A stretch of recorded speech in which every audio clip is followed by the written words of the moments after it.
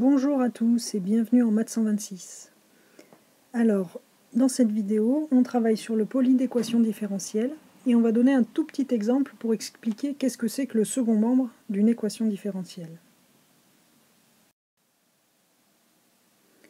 Alors, avant de regarder l'exemple, on va commencer par rappeler la définition de qu'est-ce que c'est que le second membre d'une équation différentielle. D'ailleurs, si on jette un coup d'œil à l'exemple, c'est une équation qui s'écrit toto égale 0. Donc on a un membre de gauche, un membre de droite. On pourrait être tenté de dire que le second membre, c'est ce qui est à droite et c'est 0. Donc évidemment, vous imaginez bien que c'est pas si simple que ça, parce qu'il suffit que je réécrive exactement la même équation en faisant passer par exemple ce bout-là là, de l'autre côté, et ça donnerait y' carré moins 2t exponentielle t plus 1 sur t égale moins y seconde y de t moins 1. Donc évidemment, c'est strictement la même équation, et dans ce cas-là, la partie gauche c'est ça, et la partie droite c'est ça. Donc du coup, est-ce que c'est ça le second membre? Non, c'est toujours pas clair, parce que de la même façon, on peut bouger d'autres choses de l'autre côté, etc. D'où le besoin d'avoir une définition un peu clean de qu'est-ce que c'est que le second membre. Donc voilà la définition.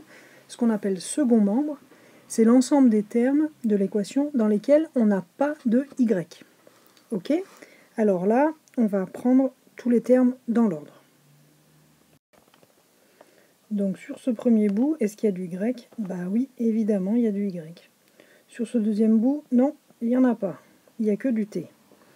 Sur ce bout-là, alors là, il faut faire attention parce que c'est un bout qui se développe. Donc il se développe en y seconde fois y moins y seconde. Dans les deux cas, oui et oui. Et ensuite, le dernier morceau là, eh ben non, il n'y a pas de y. Donc maintenant, ce qu'on va faire, c'est que tous les trucs sur lesquels on a dit oui, on les laisse à gauche. Donc ça nous donne y' fois y carré. Ensuite, on a le y seconde fois y moins 1.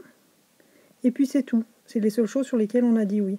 Et les trucs sur lesquels on a dit non, on les met de l'autre côté. Puis on change le signe comme il faut pour ne pas se tromper. Donc on avait moins 2t exponentielle t à gauche, ça donne 2t exponentielle t à droite. Et on avait plus 1 sur t qui nous donne moins 1 sur t. Ok, donc maintenant là c'est propre. Tout ce qui est là, ça contient du y. Tout ce qui est là, ça ne contient pas de y, ça contient la variable qui ici c'est t. Et donc voilà, là on a gagné. Ici, on a ce qu'on appelle le second membre.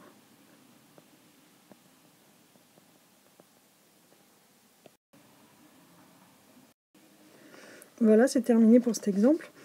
Si c'est pas assez clair, que vous avez encore des questions, n'hésitez pas à demander à vos enseignants. Voilà, merci.